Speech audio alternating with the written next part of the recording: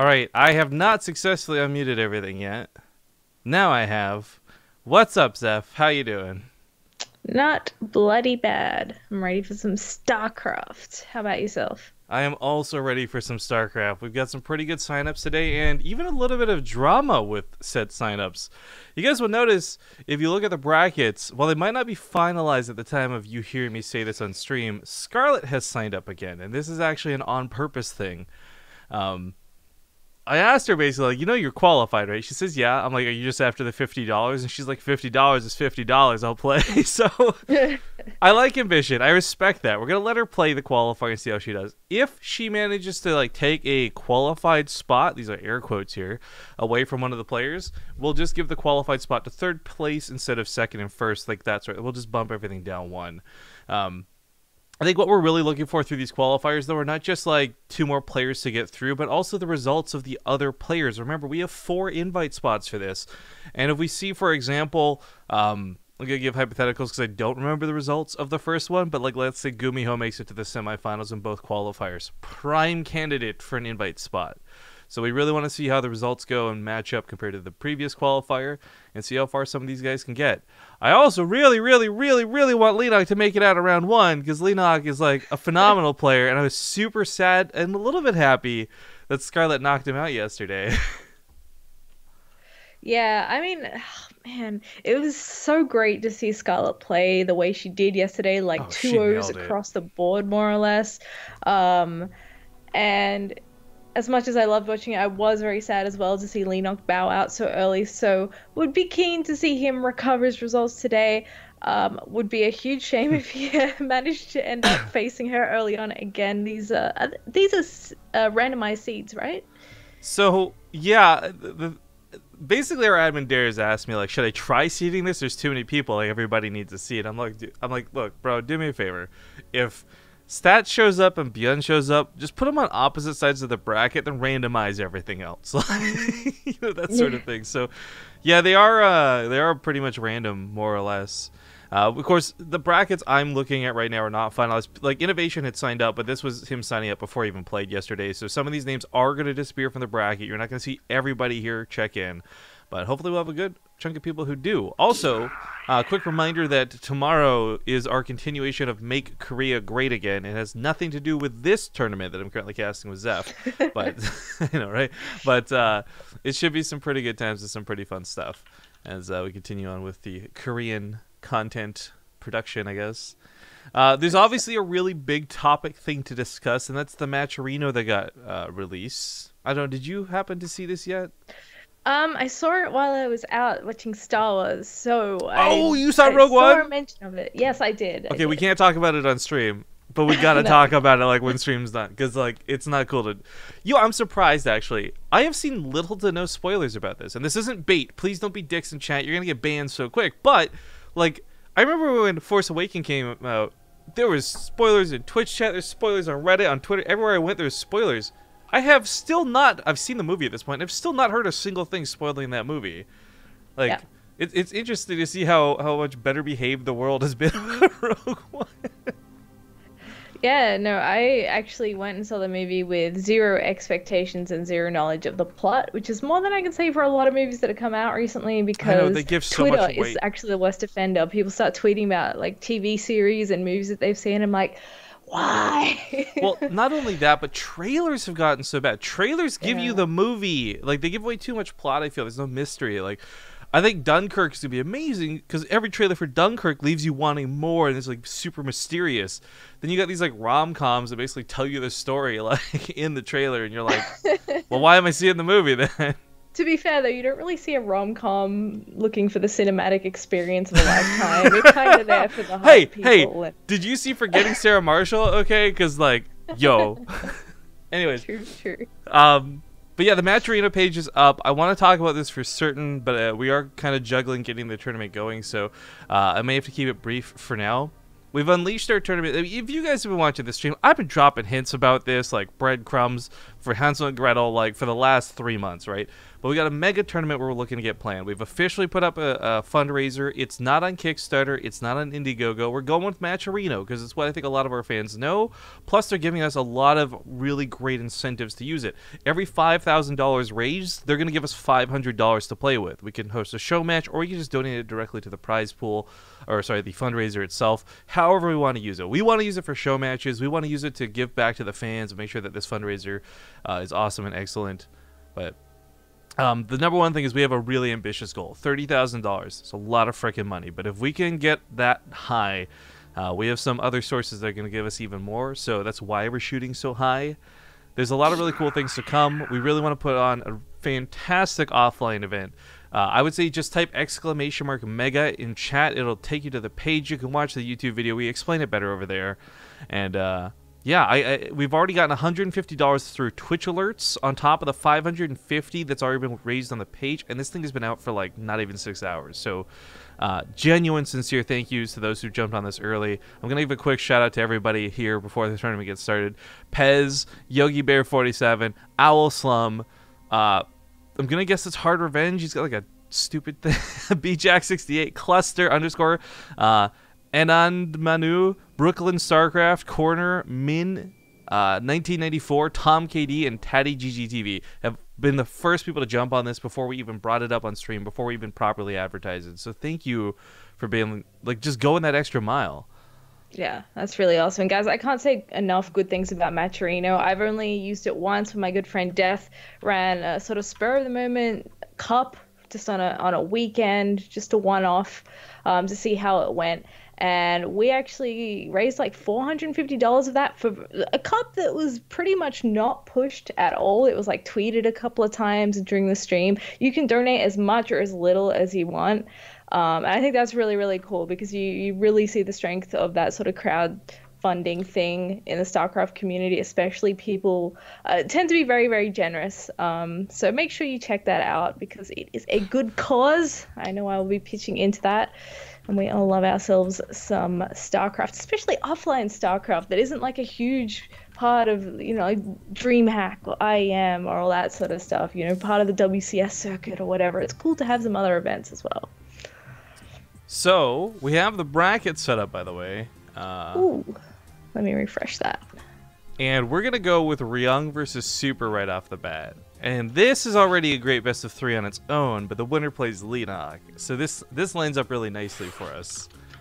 Ooh, also, okay. I guess we've never really talked about it on stream, but just to reinforce for anybody watching BaseTradeTV, the reason we hire admins is to avoid any sort of bias, and I don't want to be like setting up brackets and leaning towards friends or anything. So I love when things like this line up because A, I didn't do it on purpose, and then B, it sets the stage for some really great matches.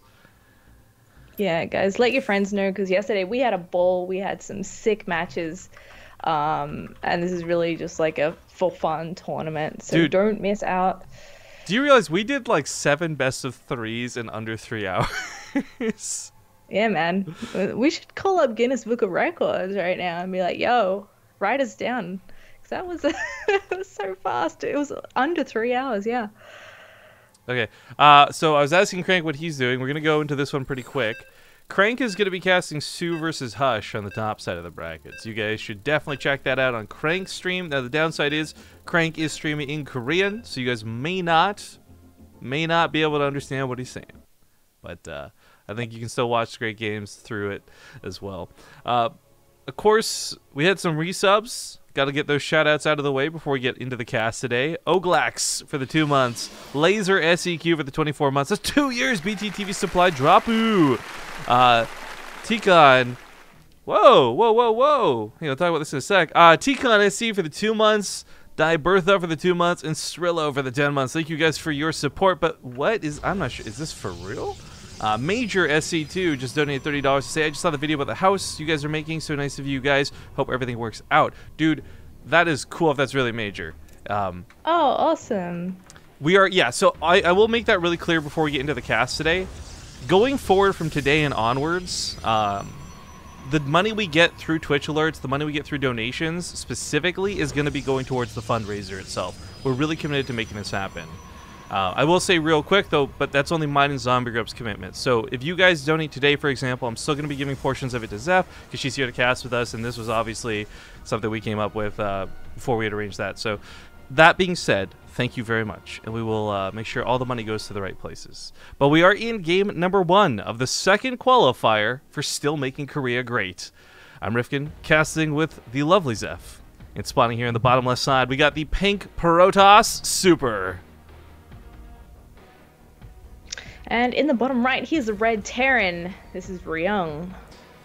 And a fair question in chat about this topic from Crazy Man. Do bit donations go towards the mega tournament that you have planned? Currently, no. Zombie Grub and I still have to find a way to pay the bills while we're doing this. So while we've opted to give up a majority of our income through donations and stream tips, we still have to try and, you know, pay the rent type thing. So ad revenue and bits are still going to go towards us, but everything else we're going to be fueling and funneling towards making this incredible goal happen. Yeah, sounds good. We still need some dollary dues to live off to give us energy for food. Dollary sorry, dues. Food for energy to cast. That's such an Australian way to say it, like a didgeridoo. Is it? I love it. By the way, taco stuff in chat and before other people get upset. Innovation qualified yesterday. In fact, he won first place as well. So there's no necessity for him to play, which is why he didn't sign in for today. The only name on that list I was a little bit sad not to see was Beyond's. I believe he's currently streaming though.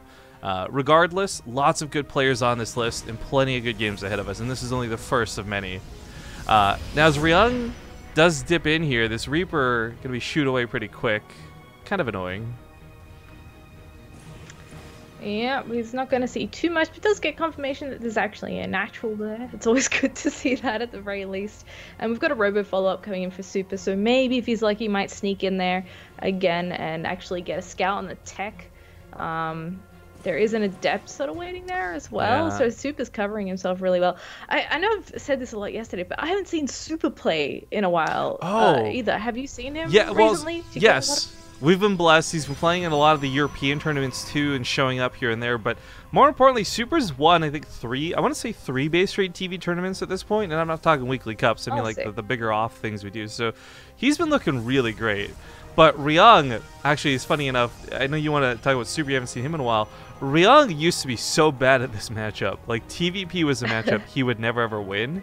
But seriously, something with Legacy, the Void really kickstarted him, and since then we've only seen an upward trend in all of his matchups, and he's way better at TVP now than he ever was in the past. And I gotta say really quick too, while we're expecting a lot of things to happen, I love that we have a Widowmine drop. You know, this is, if you can't scout with the Reaper, this will get that scouting information. This will also protect you, but also deal a little bit of damage potentially. So for Ryung, this is a pretty smart way to open this up. Yeah, it's a great move, and hey, if the Protoss isn't paying attention, you can actually do a hell of a lot of damage early on. We'll see what happens here. Just skirting the vision of that observer there, unfortunately. He probably has a second one somewhere. Actually, no, he's going for the Warp Prism, so bit of a bummer if he does actually get to borrow those in there. With the Mothership Core on duty, there should be some pretty quick overcharges. Hopefully. Fingers crossed. We'll find out here in a second. As the medevac boosts in. Yeah, he already pops the overcharges. Medevac! Oh my god! 5 health remaining! I cannot even believe that thing lived through that. Oh yeah, that's a bit of a butt clench for sure. And it's going to be a little tricky to actually get that out of there too. The Stalker with more overcharges available. But I mean, at least it's the thought that counts, I guess. Nice snipe on that observer there for Ryung. Yeah, yeah. And you know what's really great about this too? I mean, I love the Super's going for the Robo. This is going to be a very interesting game to see how it plays out. But Ryung, getting a little bit lucky with the medevac. Nice snipe with the observer. Very clean opening out of him so far. Also, Crazy Man, the guy who asked the question earlier, just donated 1,000 bits. Thank you so much. 10, baby. Was it? Well, then to pay your bills, keep making great casts. Very generous. Thank you. And I forgot about the charity thing. Yeah, with cheering for bits, I guess you can help Doctors Without Borders now on Twitch, which is kind of cool. Like doubling down on that awesomeness. That's cool. Yeah, I didn't know about that. Oh, this is some cute micro here from Super, dropping a couple of adepts, being a bit of a pest. He does get on out of there. He has sniped 2 whackers though. So yeah, gets a tiny little bit of damage and gets out without losing any hit. Can't complain. Yeah, I feel so bad for Ryung though. I mean, he knows this medevac's stranded. He can't even get it out alive. The one thing he's just really hoping right now is that something would, like, if the stock would be brought away, the mothership core wouldn't be paying attention. But unfortunately, there's no reason for Super to ever not move it. Like the cost of this stock far outweighs this medevac getting picked off with 2 Widow Mines inside of it. Like, that's such a cost-efficient trade. Leaving that patrolling for the rest of the game, 100% worth it. Meanwhile, back at home, Ryung has deflected this drop. He's got this units in position, so not a lot's going to get done here. But as he picks up and goes to the north, this might distract Super. If Super's distracted, he F2s. If he moves that stalker, then this medevac goes to the main. Widow Mines come down, and lots of damage suddenly happens. So Super's got to pay attention to 3 different things right now. Yeah, and it's the way to do it. Split the attention. He does actually have a probe coming out to build a pylon up on that top side. And it's actually just out of vision range for those double drops. So he's going to stim in here and see what damage he can do. Already takes out the pylon. That does give Super a little bit of warning. You can see him moving his units over towards that 3rd base right now. That patrolling stalker hasn't moved, so those Widow Mines can't come into play. But you know what? Puts a bit of pressure on, keeps Super on his toes, and Ryung is looking towards the 3rd base. This is where you wish you had, like you just drop a mule and land it on the medevac so it could repair it. Okay, so yeah, the work person picked up the workers that were trying to move over and transfer, trying to get that 3rd going. Kind of sucks a little bit for Ryung, but his army's still looking pretty good. He's on 70 army supply. He's got +1 weapon upgrades. I mean, there's a couple Colossus, and they're about to have extended thermal lanes, but I do fear that there's not enough fodder. Ryung may be able to just stim in here and grab those Colossus. Looks like that medevac. Oh, no! Almost managed to sneak out of there. Oh, he got tired of waiting. He just had to try it there, and it would have been a cool distraction if it had worked, but alas, it was not meant to be. And Ryung is actually marching across the map here with a decent Fire Force, 3 medevacs in support there. Would be juicy if he had that 4th one, but unfortunately it is not. So if he gets nice and close, he can actually snipe those Colossi, but at the moment he's just posturing. I mean, let's not forget he's trying to expand behind this. Yeah. While we wait for this fight to pick up, I got to give some thanks. We had some very nice donations, but oh, maybe not hold the phone. We do have this Marauder Stim, and they see an exposed Colossus. I don't think this was bait out of Super, but simply a mistake. Guardian Shield goes up. He really wants to focus on that second one, but he can't push past these force fields. It's going to cost him a couple Marauders, but it's certainly worth the Colossus pickoff. Oh, wow. Beautiful snipes there from Ryung. Target fire in the sentries, gets a Colossus, doesn't lose too much, and gets on out of there. Liberators now in play as well. 3 of them joining the fight. And Viking production now starting, having seen those Colossi getting out onto the field. So he's looking to get a pretty well-rounded army here. In fact, he's just going to pick up everything and drop over there. And that observer was never remade, so there's nothing sort of sitting in that airspace. Yeah, what's kind of interesting about this too is the Liberators are going to kind of clear a landing zone, so there won't be stalkers sitting there waiting. This is going to guarantee the medevacs get off. Now I hope Ryung micros that low on back, even if there's nothing waiting. Don't put the 33 health medevac on the front line, Ryung. This drop, though, has got some really important tech you can pick off, specifically the Robo-Bay, of course. The pylon's going to be a little bit of a nuisance, but these Liberators are going to keep everything from coming in. Stims on top of the Stalkers, not a chance, no anti-air. Mothership core goes down, and now how does Super deal with the Liberators? Oh my gosh, so much tech going down here. Gets the Twilight Council, gets the Robo, and it gets Mothership Core as well. He is losing a lot of units here, but he picks up, gets on out of there with a good chunk, keeps all the medevacs alive. Oh my god, as well. He just realized he picked off all the Stalkers too, so he goes back in for round 2. New Stalkers are, of course, warped in. Liberator finally gets picked off. That one medevac. No, not again. No. Oh my god. Oh my. Ryung is stressing me out with these medevacs. I know. I'm going to have to see a doctor about this. He does finally move his 3rd over. This was a bit of a problem while this is going on. Looks like we had a Liberator also denying some mining for Super's 3rd. So, you know, Ryung's been a little bit behind in that regard. But wait, what is he possibly sieging up here? This is the greatest misclick I've ever seen.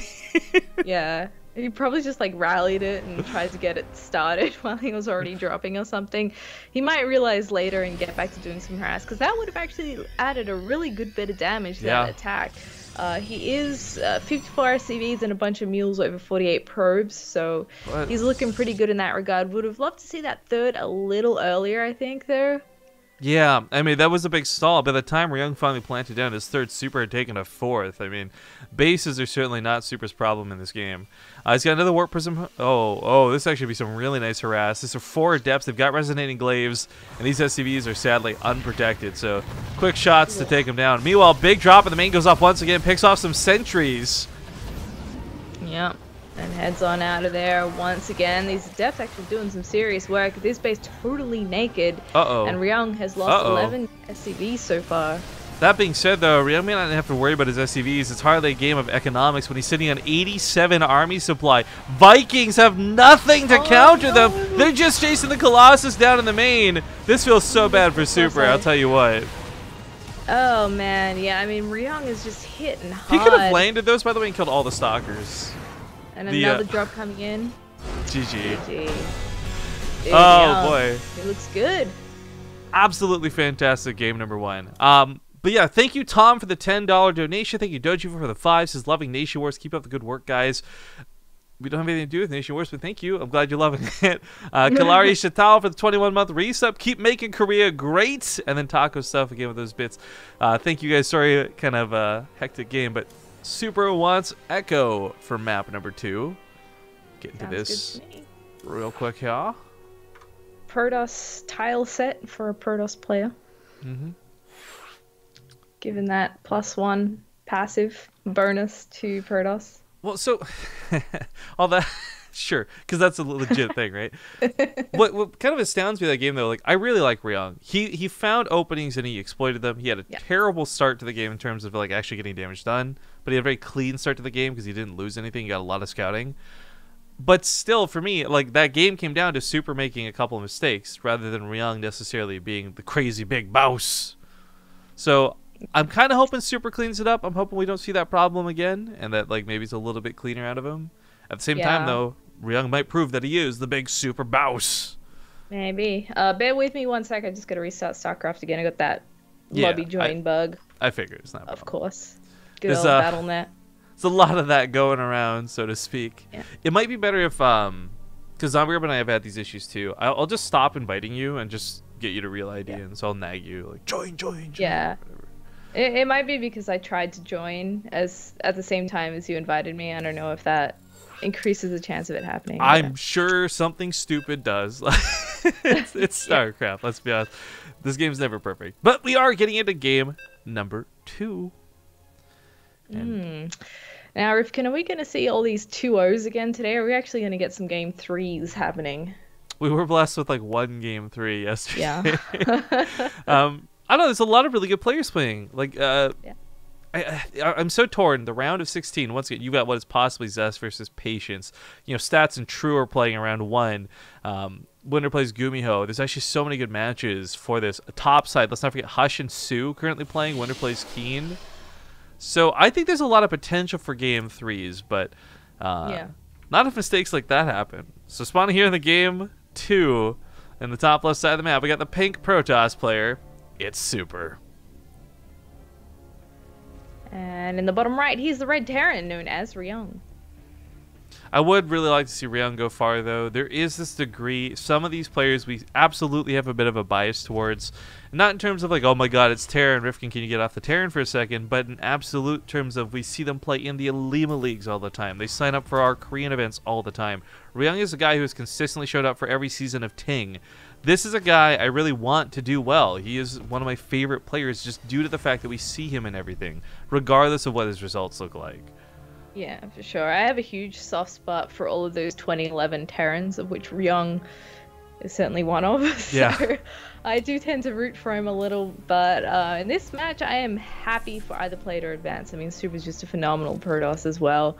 And I do, as much as I hate playing them on ladder, have a soft spot for a few Protosses, so this perv is being chased out. Yeah, I don't know if I can have you on anymore. You might have to just leave. Hey man, you can't be racist, okay? You gotta be inclusive. I suppose actually StarCraft is the only place where racism is kind of tolerated. Like, where else in the world do you hear people like, oh, those Koreans, those foreigners? On top of the fact that you've got Zerg versus Protoss versus Terran. It's like multi-layers of racism. Yeah. That's it. But it brings us all together, so can it really truly be that bad? God, I'm not touching that one. Yeah, wholesome moments aside, I want to point out, I like the way Super built. Kind of watching Ryung's side of the map, but you look at the mini-map, this stops the Reaper from being able to hop up through the extra cliff, so this suddenly makes the map less Reaper accessible and thus harder to scout. Ryung certainly had trouble with the Reaper last game, and I think he's going to have that same problem this game. Yeah, he's not going to have too much luck. I mean, you can always go through the natural, but it's not the ideal map for Reapers once that's blocked off.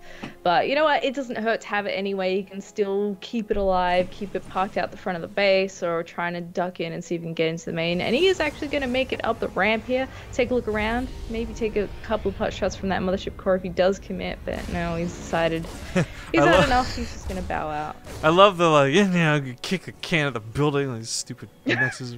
He knows he's not going to get anything done with it. Whatever, man. He's probably a little confused though why pathfinding's messing with him, because of course you can't just click up that cliff and he hasn't scouted it, so he's probably clicking up here like, why can't I go? Probably now realizing it's walled off, but regardless, if he's doing Widow Mine drops behind this, again, the idea is that if you're not shut down hardcore like last game, you get to scout a lot with it. Even if the medevac dies and the Widow Mines do minimal damage, they usually get a lot of very important vision, just due to the timing in which it hits. So you'll see both the Robo and the Twilight Council, that sort of thing. So we'll see if we can get better than a stalled out 5 health medevac this time round. Thank you, by the way, to Oh My God Bad Beats LOL for the 11-month resub while this is going on. And then just taking one more moment of the downtime. People asking, who am I casting with? I know Zombie Grub's not here, guys. She's going to be casting on O Gaming again later today. I don't know what time the groups start compared to now. But Zeph is actually not new, so to speak. Just maybe new for a lot of you guys who joined us over the last couple of years. She was one of the people who started BaseTradeTV with me, so really glad to be casting with her again, albeit for just a small period of time. Yes, glad to be here as well. Yeah, we're starting to get into the mid game here in this TVP. Still not a lot going on. That drop with the Widow Mines, I believe, has just left the base, so maybe we'll be seeing some action just shortly if you can get in there. Hopefully this goes a little better than last time, like you mentioned. We do have Blink and a Warp Prism coming out as a tech of choice for Super. Yeah, I mean, this is kind of what Super did last game, too. Getting that Blink out really quick helped him shut down the medevacs. I think when you're playing against the Terran, you're always worried about this drop, so I kind of like it. Obviously, if you really want to get gross, you could try and crunch out depths with Resonating Glaives, but it looks like even with the Robo Bay coming down, same timing, same build order, Super's just gearing up for the same thing. Yes, and oh no, Little Reaper! Oh, he does die a bloody and horrible death there, but I'm sure Super's happy to get rid of that. Well, I don't know, because the one thing is, by going for that Reaper, the Stalkers weren't in the main. They weren't ready to catch this medevac, and that may have gotten some damage done. It obviously didn't. Nice reaction time. Good overcharges. Liberator coming around to the natural base. This is going to be kind of annoying. This doesn't have crazy dead space, but it is a pretty nice map for air to escape. So this could get some nice damage done. Yeah, the idea here is to try and get that Widow Mine drop in as well, but there's already 4 Stalkers in place. The Mothership Core hasn't budged from its old position either, so it can do another overcharge if it has the energy. Oh, here we go. Watching. These are gonna hit that bar. Oh no! Oh, Super's gonna take some hits. He's sagging up. All kinds of awkward. Oh, that should have been like 4 to 7. Turns into 12. Feels bad, man. Looks like there's a small bit of a depth damage on the other side of the map, and I think the Warp Prism. No, not the Warp Prism got picked up. It managed to slip away, but yikes! 2 SCVs for 12. Not good. Not good. Wow, that mine hit was lit AF, fam, as the youngins say. That went really, really well. But let's see if we can even up the score here. This adept harass. Oh, this is why I invited Zeph back, guys. She's younger than me, so she can connect with the youth. What with that lit as F fam terminology. Balls deep, y'all. I love it. I'm just teasing. Several of the medevacs getting repaired, actually. I like that Ryung's adding this little bit of extra detail, because, of course, last game he had a lot of his medevacs badly injured. Dev's back in the main. Still kind of annoying stuff, but Super knows he has to cause some sort of counterattack damage, even if it's just denying a little bit of mining, because, of course, taking those 12 probe losses didn't feel very good. Third base finished up for him, too, while this goes on. Yeah, I mean, he's recovering nicely. He's still actually ahead in workers, 52 probes to 47 SCVs, and he's still picking off things in the main, a Marine here, an SCV there, so he's actually getting some really good work done. Now up to 8 SCVs killed there. But here's a big story. We've got a triple drop coming into that third and main area. Oh, Stalkers are actually going to go straight for the main here. Stalkers want to get in here, but they just can't. If he snipes off extended thermal lance, that's a big pick-off. Goes to the pylons to prevent the overcharge. This depowers the Robo. The Colossus is going to get stalled out. The Robo Bay goes down. This is falling apart for Super real quick. This drop doing way too much damage. And Super had Blink. Like, he should have been ready for this. But the Robo gets sniped. Another Colossus shut down. And Ryung picks up and gets out of there scot-free while setting up a Liberator in the natural and sniping off probes. Man, Ryung's harass is just on point. Super can't handle it. GG. Ryung will take the second game. I mean, I like Ryung, and I really like Super, but I was not expecting a 2-0 that was like that. I mean, Super, both games just kind of, like, fell over is the best way I can think to describe that. Yeah, it's sort of like the first real pressure that he put on Super. Kind of just tore him apart. Like, sure, the mind drop comes in, he deflects that easily because that's a pretty standard Terran opening. You know, no one should really be dying to that. But as soon as it was multi-prong, that was a different story. So well done to Ryung. He will move on and give us a... Is it a PvT? I think it'll be versus Leenock. I'm assuming. I don't know who Prince is, but maybe Prince upsets us and oh, okay, kills yeah. Leenock, No, I thought Leenock was in round 2 already. So we'll see what the outcome of that is. So I just want to point out real quick, I sent Ryung a message. I was like, dude, Sogosu, like, when did you get so good at TVP? And his response was literally 2 flex emotes in StarCraft. I love it. We're going to go to a break here in just a moment. First one of the day. We already have a ton of fucking people. Man, we need to do more Korean stuff. Thank you guys for joining us on the cast. I did want to mention something. We have a very interesting, kind of unique sponsorship offer going on right now. And what we're going to do is, for those who maybe you don't have money or you don't want to spend your own money to contribute to the awesome fundraiser we're doing, there's a survey you can take down below. It's from a legitimate company. I think you find out who they are at the end of the survey type thing. There's some cash prizes available only for those who live in the United States, but anybody in the world can take the survey. If we can fill out a certain amount of surveys, the company's just going to pay us a flat rate. So if you guys help us with that, then that's money we can put towards fundraising stuff too. So just as a bit of an alternate option. That being said, again, thank you guys all for your generosity, your kindness. I can't wait to keep... I just... you know, today's not about the fundraiser, but I'm glad that we can talk about the fundraiser type thing.